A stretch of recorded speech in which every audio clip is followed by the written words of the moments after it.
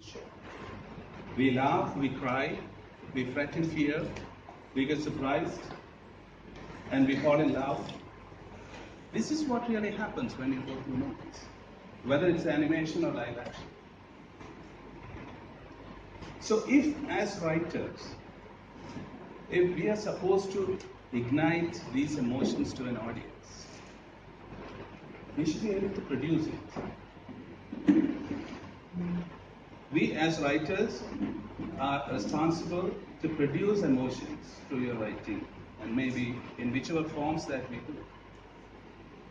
So stories are basically emotions, as you rightly said. It has to evoke emotions in an audience. So if I am to write to make you laugh as a writer, and if you don't laugh, I have to cry. That's what happens. So as a writer, I fail to make you laugh. As a writer, I fail to make you surprised. As a horror film, it fails to make you fret in fear. That's why I say that that's a bad horror film. Now, I want to ask you this. If stories are just a bundle of emotions, do we know what emotions are? If you're trying to write emotions, we should know what emotions are. What are emotions? When you said you all would decide if you go for online proposing a movie to watch, ourselves, we just will decide, I'll go for a comedy. Because I am in for comedy. Because I am in that frame of mind to see a comedy, or see a love story, see an action flick with a lot of suspense in it. So this is the choice that we individually make. You don't want to watch a comedy today, maybe. You want to watch an action flick. That's why when you go to a video parlor, there are lots of segments there. There is a rom-com, there is a romance and a rom-com. There is platonic love, there is action, there is horror. All these are there. These are just divisions of emotion that you want to experience through that movie. So we pick and choose those emotions. We want to watch an Inception just to go through the world of dreams. Though I may not understand it much. That we'll discuss later. But I want to watch Inception, not just because Nolan has made it. Maybe I wanted to watch his following first, then watching an Inception. So that's a frame of mind as an audience and a viewer we select. And the writer is supposed to provide that assortment to an audience. So the first thing is to know about the purchase wheel of emotions. Learn about it. It's all in the net. Stories are emotions. What do you call movies? Collection of emotions. Movies are about emotions. Movies are about stories. So any movie that you write, whether it's animation or live action, are emotions. You're packaging emotions. Through what? Through your characters, through the world that we show, through many other properties of the story, many other elements of story. So this is one thing you need to be clear about.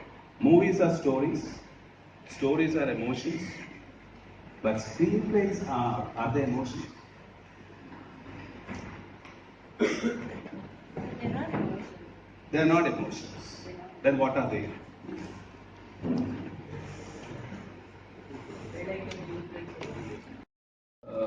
I'm so sorry that I forget names. So I'm lucky that you are a larger group that I didn't have to remember all your names.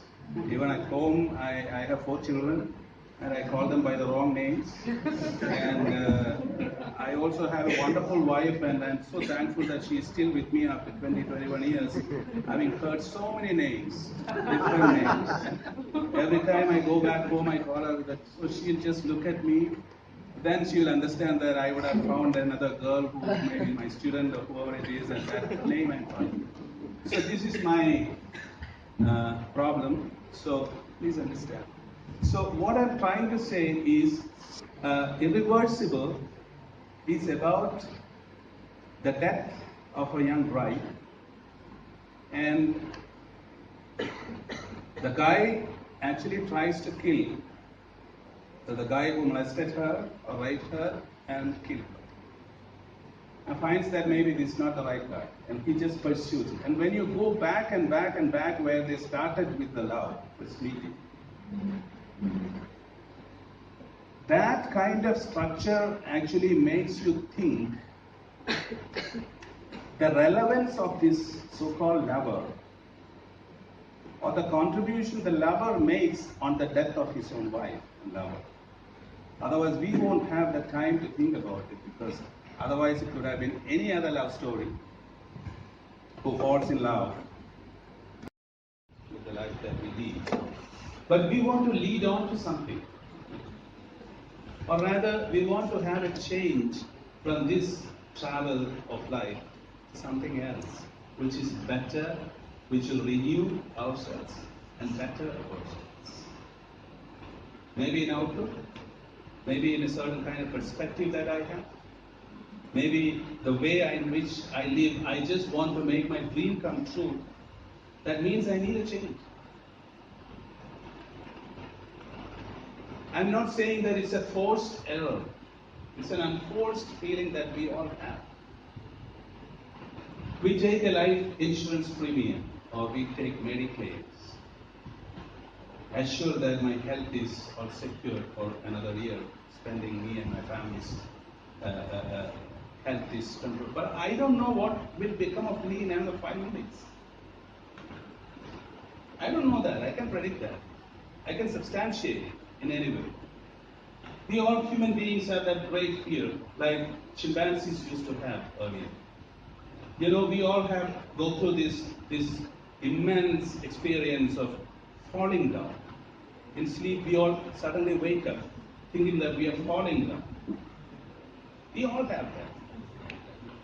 It's a genetic, I would say, legacy that we get from our forefathers, because they used to live on treetops,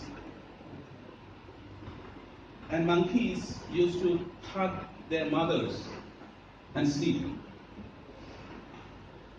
And these big monkeys, you know, chimpanzees, I don't want to call them monkeys because it has a derogatory connotation at some point of time, but these chimpanzees, young chimpanzees, will fall down because they sleep too much and lose the grip on their mother's tummy, and they fall down to death. And we still feel that fall. So likewise, we all have to get an humanistic. They want to let out their emotional cleansing by watching something on the stage and in a play. And they cry. They empathize with the characters because I know that it is me who is out there. It is me who is experiencing these unprecedented conditions that carve my life.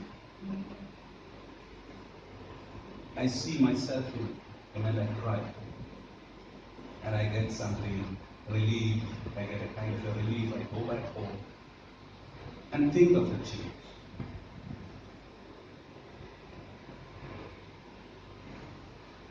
This is why we love stories intensely. We want that change which is undefined. We want a change of betterment because this dramatic code is there in all of us. There is a dramatic code in our psyche which actually calls for change because there is no completeness, there is no, I would call defined preconditions or postconditions to my life. Very difficult. This pot is invisible. That's what I want to do. And this is a big, big, big pot. That's your subconscious. Nothing works with a conscious effort. That's what I say when I close my eyes. That's only a jargon that I was saying. I just wanted to tell you, you write from your heart. Writing from the heart comes from your subconscious. You don't know where you're heading for. There is no conscious effort to guide that to any kind of directions. It will waver, it will go this side and that side, and you won't know where it's going. Still you're right. Definitely, I tell you, I have experienced it, so many of my students have experienced it. This will work. Only this will work with stories. If you're trying to create an original. I'm not saying that there is no specific original per se, because you are a human being influenced by so many movies, so many characters in your life, so many books that you have read, so many newspaper stories that you have gone. This is your subconscious. The experience is your subconscious. Everything is been archived in your subconscious. So you are giving the subconscious an impetus to coordinate your thinking process. That's what I mean by this defining the emotion and then confining it to a statement or a theme. You're actually giving a clue for your subconscious to work on you, to fill that invisible pot with water. Pursue right from the heart. When you write from the heart, the audiences and the viewers give you a key number of meanings that you don't mean at that point of time. You don't have in your mind at that point of time, because it is the subconscious that works. There is the story of E.M. Forster, Robert Frost, who wrote this story. I forget again the title of the poem. A walk in a snowy evening. The road not, no, that's not the road not taken. Woods are lovely, dark and deep. Promises to keep. Oh, And miles to go before us, things are true. yeah.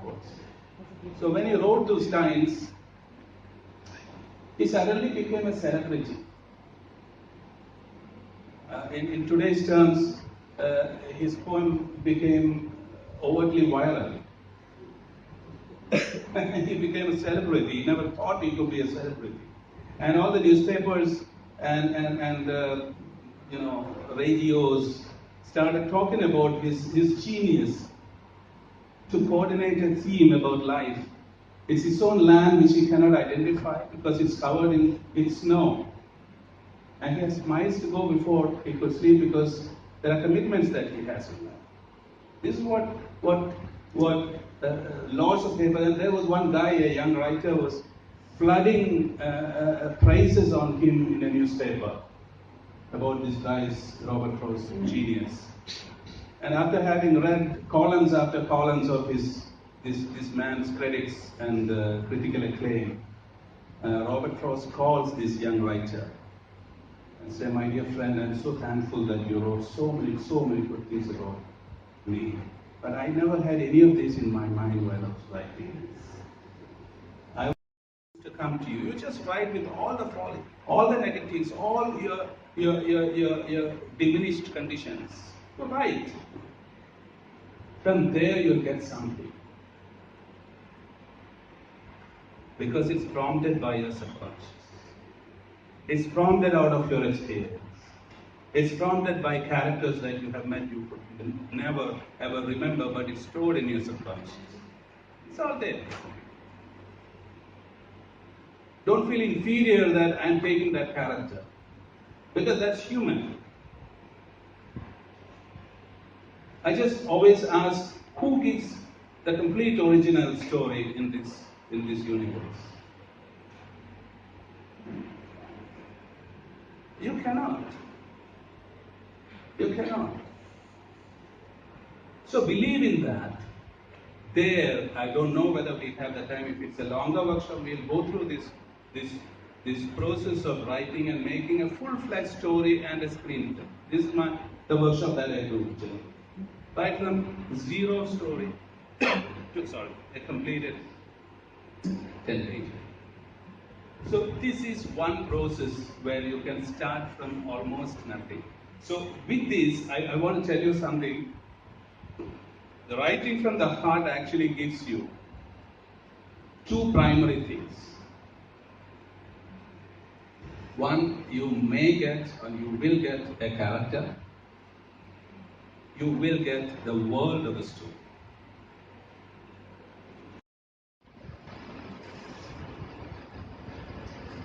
So the world you create will naturally to have a lot of contributories to conflicts. There is a girl who came to me once, immediately after her degree, came to ask me, "Sir, I want to write stories." So I asked her, "What do you want to write?" So she said, "I want to write a story about a girl." So what kind of, I don't know all that. I just want to write a story about a girl. This is what her stubborn requirement was. So I was asking, how do you place the world? Where could be that world? After some thoughts, I think she came back to me and said, well, the world is, she comes out of her house and walks to the bus stop. That's the world.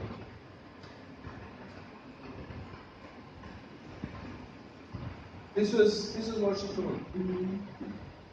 Now, how can you create story from this world? There's another guy waiting at the bus stop. Yeah, so when I say she lives in a mediocre, or rather a middle class environment, and there could always be a man who irons clothes with a four-wheeler.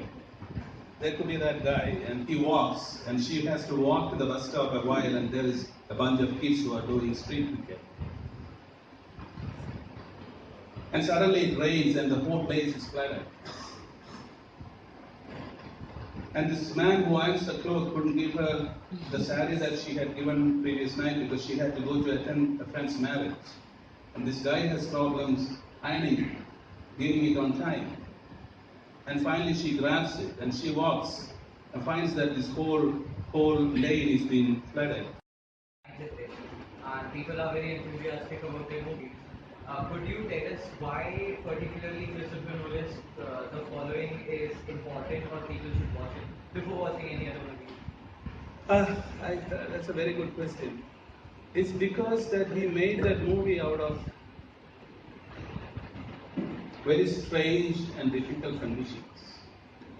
He made that movie in 52 weekends because he couldn't afford to shoot faster and shorter because he didn't have money. So he worked 5 days to shoot the weekend. That's how that movie was. Two, considering Nolan's approach to story or movie making, all he does is to find a strange world which is slightly different from the usual. Take all his movies that he has made. To start with, Following is the world of violence. It's a world of writers who actually feeds on others to get real characters.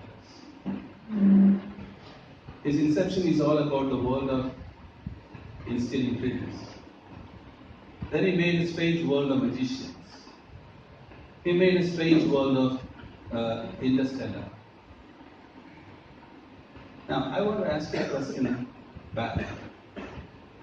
You take these worlds away from a Nolan story. What is the story?